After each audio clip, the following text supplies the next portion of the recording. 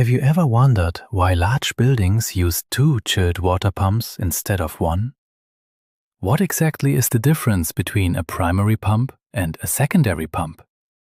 In this video, I'll explain everything from beginner to professional level using simple animations and real HVAC examples.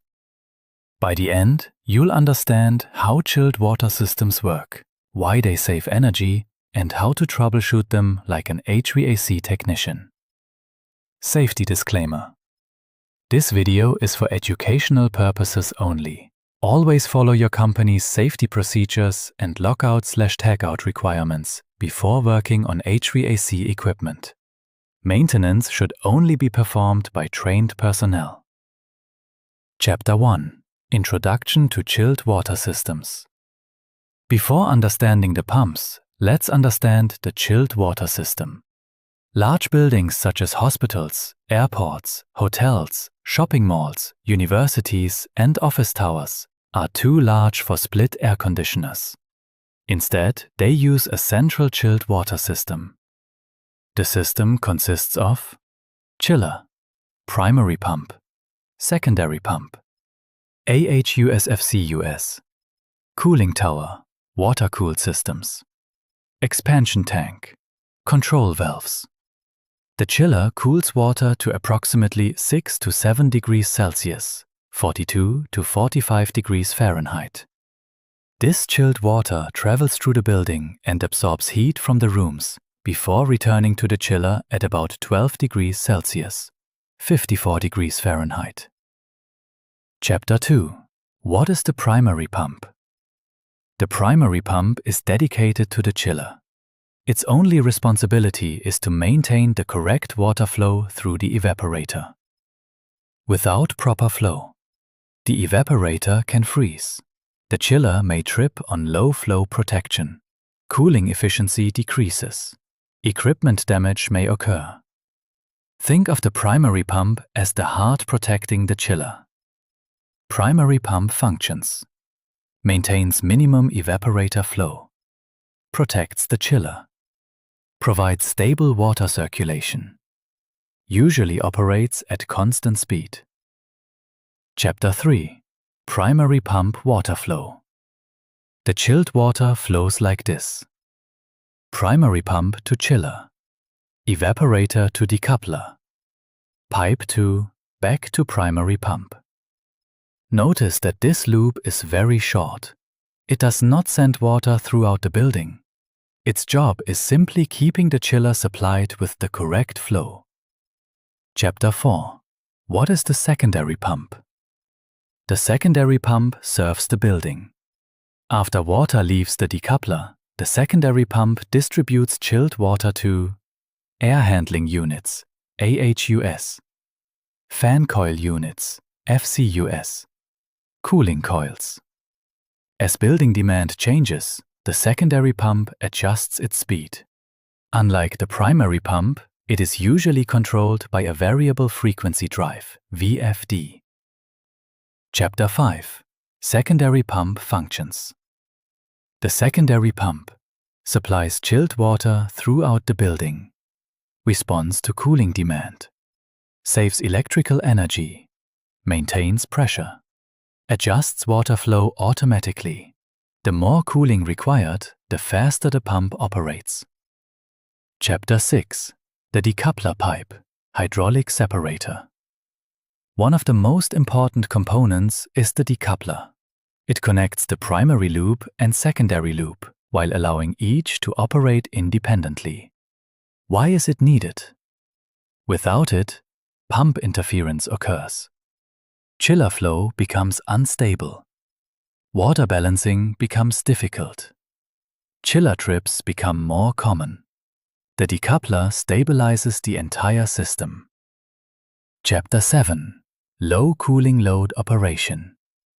Imagine nighttime in a shopping mall. Only a few shops are open. Cooling demand is low. Here's what happens. Primary pump runs at normal constant flow. Secondary pump slows down because fewer AHUS require cooling. Extra chilled water returns through the decoupler. The chiller remains protected. Electricity is saved. Chapter 8. High cooling load operation. Now imagine a hot summer afternoon. Every shop is full. All AHUS require maximum cooling. The secondary pump speeds up. More chilled water flows throughout the building. The primary pump still provides constant evaporator flow. The decoupler balances the system automatically. Everyone stays comfortable while the chiller operates safely. Chapter 9. Why use 2 pumps instead of 1? Using only 1 pump creates several problems. Chiller flow changes constantly. Balancing becomes difficult. Energy consumption increases. Equipment life decreases. Temperature control becomes unstable.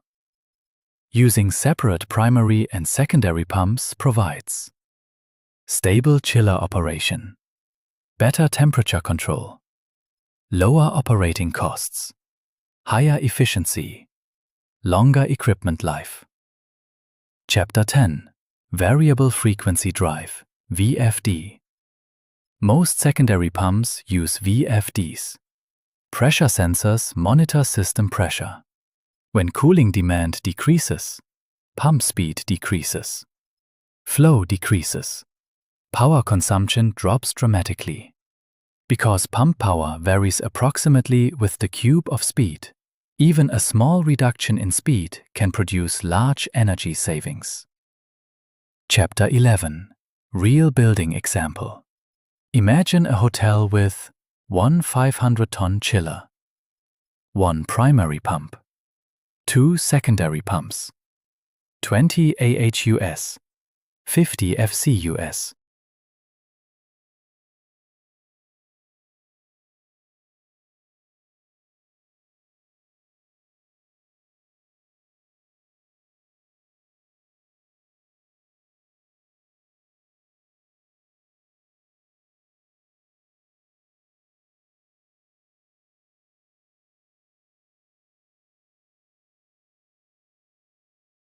At night, only 20% of the rooms need cooling.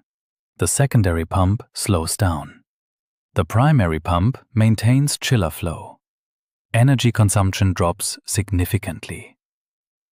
During the afternoon, every room needs cooling. The secondary pump speeds up. The chiller continues operating normally. Chapter 12. Common troubleshooting problems. Problem 1. Low chilled water flow. Possible causes: air inside pipes, dirty strainers, closed valves, pump failure. Problem 2. High differential pressure. Possible causes: incorrect VFD settings, closed control valves, oversized pump. Problem 3. Poor cooling. Possible causes: low water flow, dirty evaporator, faulty balancing valves, incorrect pump speed. Problem 4. Chiller trips on low flow. Possible causes: primary pump failure, airlock, blocked strainer, closed isolation valve. Primary pump versus secondary pump comparison feature. Primary pump, secondary pump. Location: chiller loop, building loop. Purpose: protect chiller, cool the building. Flow: usually constant. Variable VFD speed control. Fixed variable. Main function: maintain evaporator flow. Meet cooling demand. Energy saving. Limited. Excellent. Final summary. Remember these 3 points. The primary pump protects the chiller by maintaining the required evaporator flow. The secondary pump delivers chilled water to the building and adjusts flow based on demand. The decoupler allows both loops to operate independently, improving efficiency, stability, and energy savings. Mastering these concepts is essential for every HVAC technician. whether you're just starting or working toward becoming a professional. If you found this lesson helpful, please like the video, subscribe to the channel, and turn on the notification bell for more beginner to pro HVAC training.